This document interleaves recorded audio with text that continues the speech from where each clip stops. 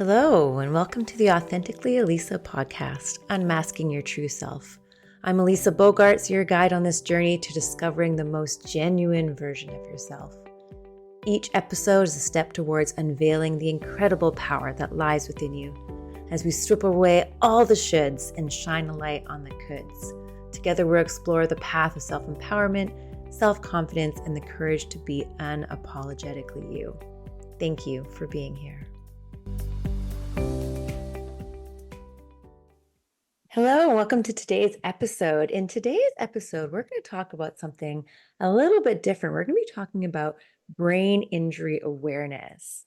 Now, in the States, Brain Injury Awareness Month is in March, and in Canada, it's in June. For some reason, I'm not sure why they're different.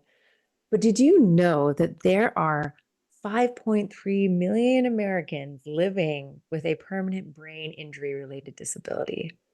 And that worldwide, there are 69 million people sustain a traumatic brain injury every year. And that actually in Canada, someone has a stroke every 5 minutes. How incredible is that? I know that I have some friends who have also had some brain injuries, and some of them haven't been able to go back to work after their injury.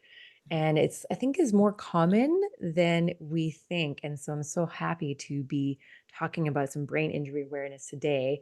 So if you have a brain injury or you care for someone with a brain injury, or you know somebody like me, you have some friends, keep listening, because we're going to be talking about things that you can do yourself to increase the quality of your life and, of course, live it authentically. Our brains are so sensitive.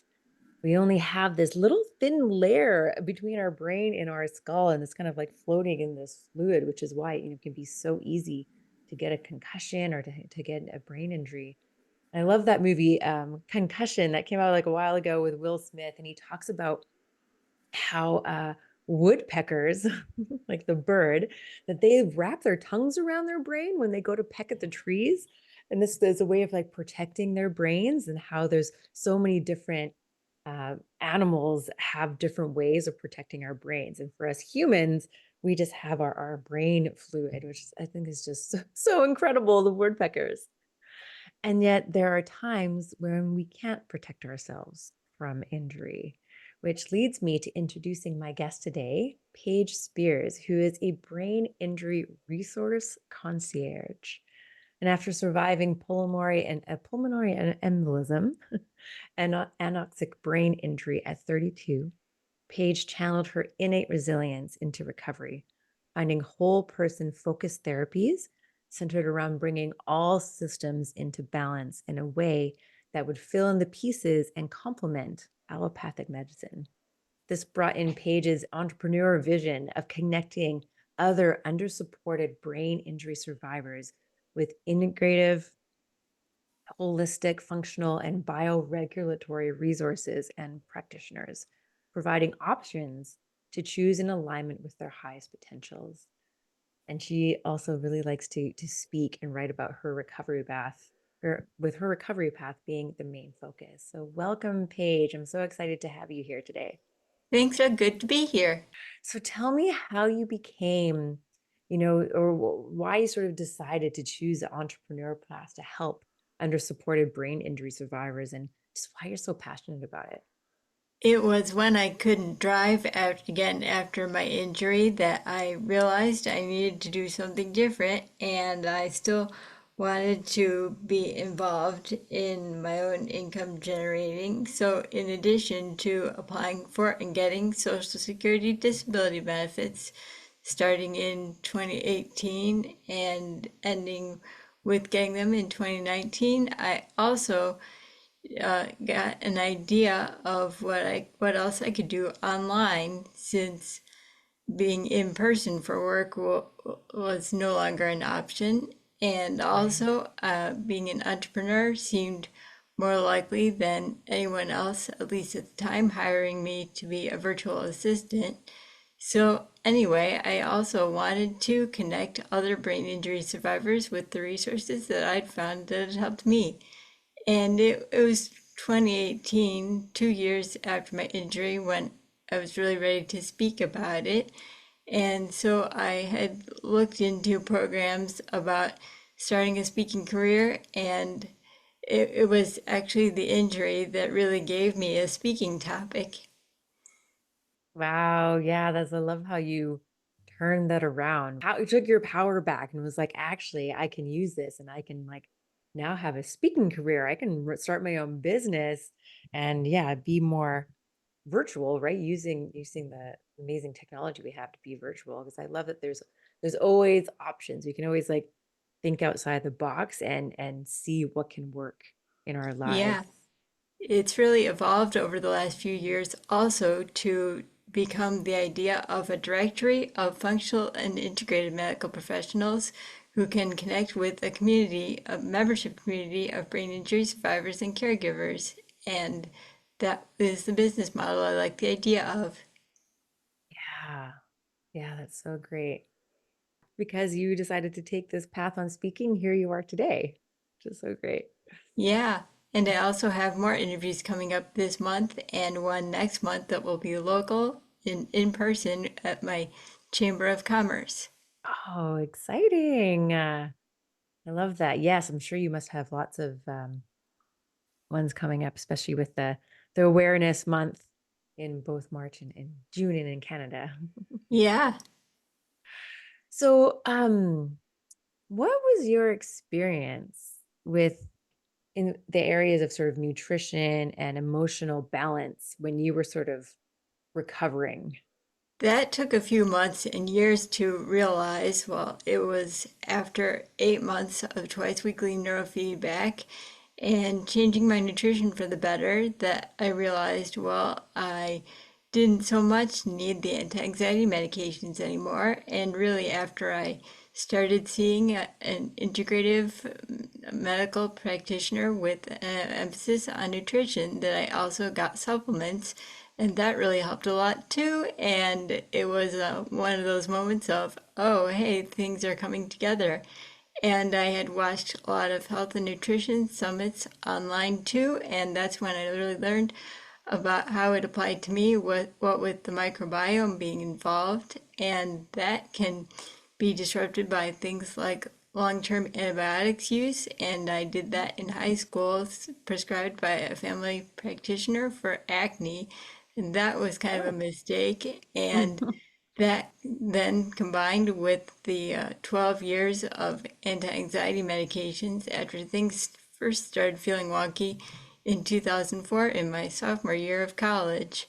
And so that continued with the dosage roller coaster of SSRIs and benzodiazepines, and even those, well, should have did a different prescriber, not just a family doctor. And I also had a few different doctors, and that didn't help matters. And so it was a situation, all right, and it could have been avoided potentially with functional nutrition testing early on, but nobody knew about that in 2004. Right. Yeah, it was a little while ago. And so you were already taking these prescription medications before your injury. Is that right? When your injury Yeah, was when? yeah, and it all built up in my system. And I found out through a gene site test too late in 2016 that there were even genetic interactions with the medications too. And well, Wow. yeah, not good. And I blacked out at work, and that was at my first and only job with full-time pay and hours at a law firm. Ironically, I was entering claims in the medical department, Oh, but I myself had good insurance enough that it paid all my inpatient care was paid for. oh wow. Well, that's excellent. And so, yeah, was that where the injury happened, or what was the brain injury? Tell us a bit about that. Yeah, I really didn't have much in the way of symptoms before that, unless you count sleep apnea. And I was Mm. more or less in denial about that at the time. And so you were at work and you passed out, and is that what caused the brain Yeah, injury? Oh yeah. wow. And thankfully, my coworkers were there and did CPR until the ambulance got there. And I Wow. even briefly flatlined. Well, I'm glad that they were there and that they helped you and you got everything you needed and you had, everything sort of paid for and were able to then get this different perspective of being like, Yeah. what can I do a little bit differently? Because everything that I've been doing up until now has led to this. Yeah, and I'd also worked in retail before that, and that wasn't even interesting either. Right. Yeah. So let's talk a little bit more about nutrition. I love the subject of nutrition. I'm a certified health coach. And so I Hmm. find it so fascinating. And I'm really curious about how it can help people with brain injuries. Tell us a bit about that. Yeah, especially. And I also started out taking omega 3s, and that has a lot of health benefits itself. And currently, I take N-acetylcysteine, a B complex, magnesium glycinate, iron, a multivitamin with iron, and vitamin D3. And so, yeah, how do these like help support someone with a brain injury? Is it just sort of like, is it good for anybody to take, or do you think that it specifically helps with those with that brain It injury? specifically supports my numbers on the lab Mm. panels. And have you noticed sort of like a difference in your quality of life, or like what kind of Yeah, improvements have you seen? Have you felt yourself? yeah, and I've also noticed that I feel better emotionally also when I keep up with taking all of them, and that's good help too. Yes, because emotions can be a bit of a roller coaster, and so it's kind of nice to kind of get help with those. Yeah, Amazing. and I haven't taken antibiotics, certainly not nothing high dose or long term since I had my wisdom teeth taken out in 2005. Oh, good. Yeah, we don't really need those too much, do we? I feel like sometimes they've been sort of overprescribed in this world, and I think I've only ever had antibiotics a few times in my life, luckily. Hmm. Hmm. What's the importance of getting like an individualized nutrition plan?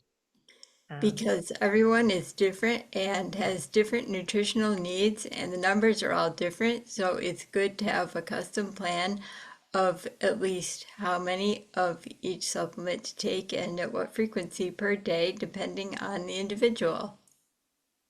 right. And so how does someone go about kind of figuring that out? Like who could they go to for help with that? I did an online search for integrative medicine, and I think I'd heard also a radio ad about a functional medicine clinic in my area. So I did some research and found a provider near me. Nice. And so then they were able to help you kind of figure out what you need for your body. Yeah, and I see them in addition to my standard medical provider, and she's in town. Is there any sort of like interference, I guess, that can kind of happen with like the pharmaceutical sort of things that maybe you're taking and like what's going on with your body and your brain injury and like, because I mean, you mentioned here about mystery symptoms that can happen sometimes and that having a nutrition plan can help with that. Yeah, and in my case with the anti-anxiety medications, those had the biggest interaction between them, and I think it was also the different providers prescribing them, and things weren't very clearly communicated. So now the only pharmaceutical that I take is the blood thinner Xarelto, and I haven't found an alternative to that yet that can support me naturally and that Mm. would also be supported by more providers. And in general, it's good to have a personalized nutrition plan, and that can keep everything balanced. Yeah, absolutely. And I think that goes for everyone, and you're right. We all have very individual needs. Certain people have certain sensitivities, certain people, and it's kind of good to test it out and see how your body reacts to certain things. Yeah. And yeah, even with like the vitamins and the supplements to kind of look at your charts and see kind of how you're made up and what type of support that your body needs. Yeah. Let's talk about how our kind of like our brains talk to our bodies. There's definitely this like communication. I think there's like sort of been more research out there sort of about the brain gut kind of linking. And then I know you would have been through sort of rehab when you had your injury, but sometimes the communication between our neurology and our physiology can be an issue for brain injury survivors. Yeah, and what's helped me recently is neuro movement, and also myofascial work with a basis in Rolfing techniques, and that's a branch of kinesiology. Mm. And in all technicalities, well, what that does is it's kind of more or less a type of massage and releasing of the fascia and muscles and connective tissue, and that can bring in better communication and repatterning my movement. Oh, And that wow. also relates a bit to functional neurology. And with that, I did a 3 day intensive of, I think, 3 hours each. And that was getting a baseline and exercises and things to get me started with assessments in balance and eye movements. And that was in 2019. And so that more or less laid the groundwork for everything else. And I've also had somatic awareness sessions, and Mm. that's been helpful in bringing my mind into things a little bit. And I also do therapeutic horseback riding currently at Cedar Creek in Columbia. That's about half an hour west of me. Wow, therapeutic horse riding. Amazing. Tell me more about that. And that brings in what I did when I started college as an equestrian major, and Mm. everything else relates to my BA in dance that I got uh, Wow. after a total of 5 years between two schools. And so, what is therapeutic horse riding? Well, for me, it's doing what I've learned on a horse already. And initially, it was kind of like physical therapy on a horse, where I would ride a halflinger, kind of a wide backed horse, in a bareback pad. And I had side walkers on either side and would help me swing my legs around to either side of the horse and facing the back while the horse was walking. And Oh, things like holding a ball and moving my upper half around with my lower half getting the action of the horse's movement. So that was repatterning my walking to an extent. And also, I did a wow. thing where my instructor would walk behind the horse with a pole, a PVC pole in each hand, and I would hold the other end of the poles and get some arm swing going in addition to the horse walking. Wow.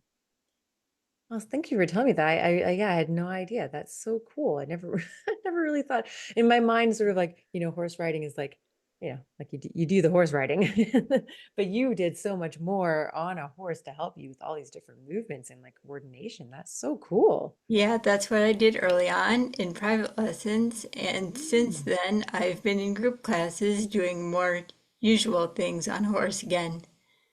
it's amazing. And earlier you mentioned neuro movement. What's that? Tell us a bit more about that. And that's what I mentioned, where it's kind of like massage and Oh, okay. encouraging each muscle group to relax and be more free. Oh, I thought that was a myofascial release. Sorry for my confusion. It's related to that too, in a way. Oh, okay. Oh, nice. Yeah, my myofascial practitioner and my neuro movement practitioner, well, the myofascial professional referred me to the neuro movement professional, and I signed a thing, and they communicate with each other about what they're working on with me. Yeah, that's great for them to be speaking to each other because I'm sure the two complement each other, right? So they can work on Yeah, different parts. and also the same with my functional neurologist. Oh, that's so great. So is there anything else that you'd like to share with or any sort of brain injury survivors or those who care for them? Is there anything else you want to let them know? Well, I'm creating a connection point with survivors, caregivers, and functional medicine professionals so they can all collaborate on what's really going to be beneficial in recovery. And that's what I've worked on with my own team and what I'd like to share with others in the membership community and directory. Oh, that's awesome. Well, it's going to be so beneficial. Yeah, and I'm revamping my Facebook group, and I can send you the link to that. Perfect. Yes, absolutely. I'll definitely put those in the show notes. Just starting to sort of close off here about of this interview, we're talking about authenticity and how someone who has been through, so much and is now, a different person living with a brain injury. And so what has been your experience with figuring out like who you are now so you can live an authentic life? Well, now without needing the anti-anxiety medications, I'm even more authentic. It's That's that much awesome. easier to really see things clearly and know who I am without needing anything else. Oh, that's awesome. Yeah, because I guess even before your brain injury, you were on the medications. And so perhaps you weren't able to truly be authentic.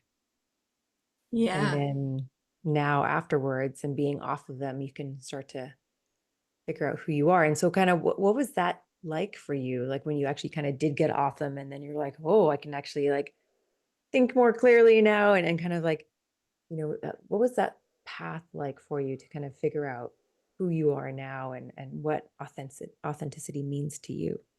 Gradual and yet very rewarding, to sum it up in a few words. Yeah, and do you have any sort of like advice or for anyone who might be sort of just coming out of that now and they're sort of, I guess maybe like waking up into this new world or new life of how they can walk authentically with a brain injury?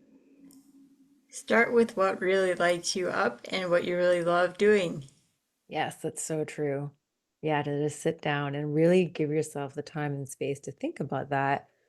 And like Paige did, right? To think of like what alternatives could there be based on, your abilities now and what you can do because we're so lucky to live in this sort of date and time because there are so many alternatives. There are so many other ways, middle grounds, different things that we can do. I feel like we have so many more options. Like even being an entrepreneur, there's so many different ways in which one can be an entrepreneur and different things that you can do and With entrepreneurship, the challenge is distilling a buffet menu into more of a sit down restaurant menu. yeah, that's a really good point because there's so many options of things that you can do and who you can help and how you can do it. And two really good questions are what's really going on here and what else is possible? That's it. Yes. What's really going on here? What else is possible? And I love to add in the word what else might be possible because sometimes if you put that might in it kind of opens up creativity a little bit more and a little bit more ideas because it doesn't mean that like you're committing to anything but yeah like what might be possible if or what might be possible in this situation and can really help you to kind of yeah get creative and come up with some fun stuff. And similarly, what feels just a little bit easy in my body right now? Mm. Yes. Yes. Tapping into your body and thinking like, because sometimes if you come up with an idea, like, oh, you may like, how does that kind of feel in your body? Yeah, how is it sort of speaking to you? Oh, well, this has been so awesome, Paige. Thank you so much for coming here and sharing this and bringing some awareness to your story and your path and what you're doing and how you kind of, created this personalized nutrition plan for yourself and how it actually helps you and how you're working in all these different um, or modalities, right? Like this myofascia release and the neuro movement and all those things, and having all the people speak to each other to make sure that you're getting like fully supported and improving day by day. Thank you so much for sharing with us. Was there any sort of final words of wisdom you'd like to share? Well, you never know what else could be truly possible if you keep an open mind and be curious. Yeah, thank you for that. And so, where can our listeners find you? They can connect with me in my Facebook group that I will give you to link in the show notes. Perfect. The Facebook group. Awesome. Thank you. Thank you so much for listening to this episode. I hope it inspired you to live a more authentic life. I'd love your help in inspiring more people to live authentically. So please follow, rate, and leave a review so we can create a ripple effect of authenticity. Until next time, stay true to you, be bold, and thrive on your own terms. This is Elisa, signing off authentically.